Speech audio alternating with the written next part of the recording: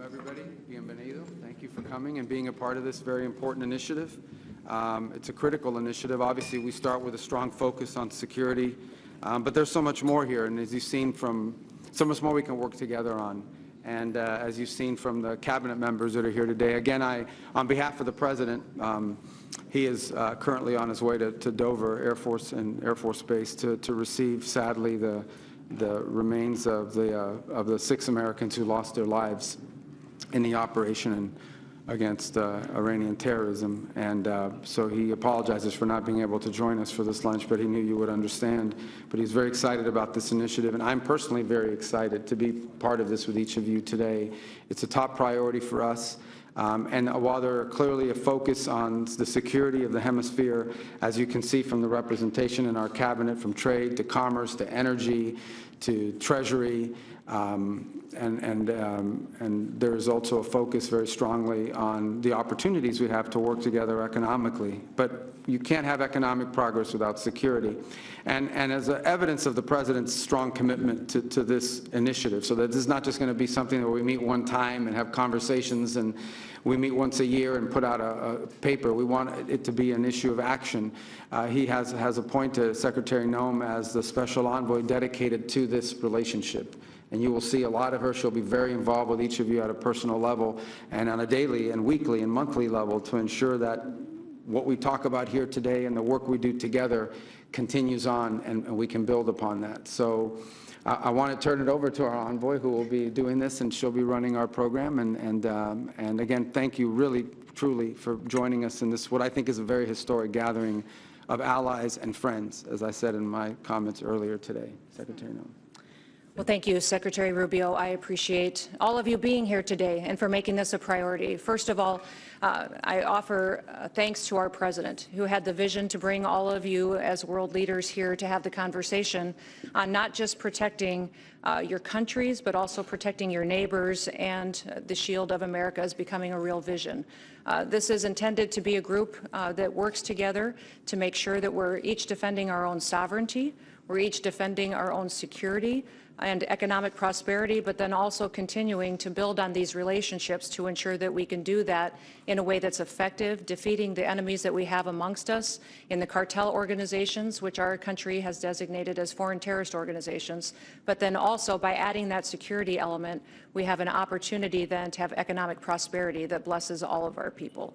So I do want to thank the President for creating this and for giving me the honor and the opportunity to serve as a special envoy to this region, to the Western Hemisphere. This Shield of Americas will be a powerful example to the rest of the world about what's possible. There's nothing like this happening today anywhere else in the world. And the way that we cooperate on our shared ideals of freedom and of democracy and safety and security will be a shining light to all of those who wish to be more like all of us. So my background is I'm a farmer and a rancher that served in government, in Congress as governor, and then as Secretary of Homeland Security. In the last year as Secretary of Homeland Security, we have focused on securing our border.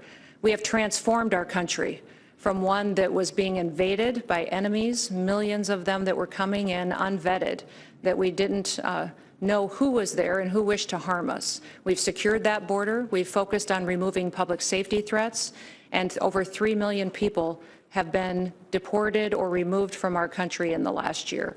Secure borders has changed everything for our country. It's allowed us an opportunity to focus on business and investment, relationships with other countries, and has ended the crisis that our country was going through in the years previous to President Trump's leadership.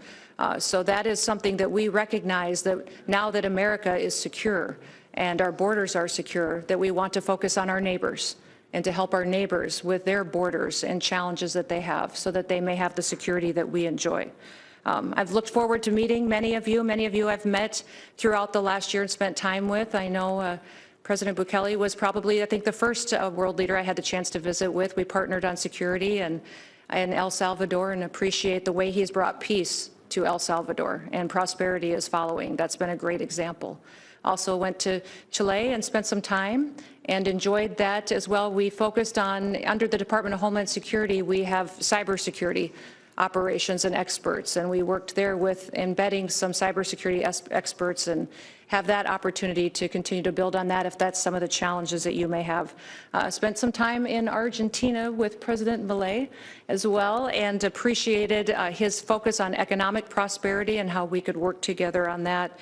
And of course, Ecuador has been very strong partners with all of us. We've worked on not just security and fighting cartels, but also making sure the drug trafficking is being addressed and we can build those relationships. I've been in many of your other countries working with your presidents and leaders and hope to continue to build on that so that we could have candid conversations about what to do in the future. Our objectives are going to be to destroy the cartels, to go after these narco-terrorists that are destroying our people, killing our children and our grandchildren. We're also going to keep our adversaries at bay, those adversaries that wish to change our way of life and our values that are outside of our hemisphere. We want to ensure that we're continuing to keep them out of our hemisphere and focus on building alliances amongst ourselves and our strengths. We have worked and are proud of the Department of War with the conference that many of you just attended the last few days, and we'll continue to do that. We want our hemisphere to be safer, to be more sovereign, and to be more prosperous, and looking forward to working with you on all of that. The first objective will be not just on sovereignty, but also migration control, that we will work on economic prosperity. We'll have and reverse these harmful foreign influences that have come into many of our businesses, our technologies, and we've seen infiltrate different areas of our way of life. That will be my objective every day. I will, when the press leaves, give you all my personal cell phone numbers so that you can reach me at any time that you may need something, and we'll work together to continue to make sure that our relationship is a shield to the Americas, that this will be a Western Hemisphere that is better, safer, more prosperous, and more free because of the leadership that all of you provide. So thank you to Secretary Rubio for hosting this and having the vision to bring us all together. I think this will be something that for years to come will bring more security to our nations. All right, well, thank you. We'll ask our friends and not friends to leave.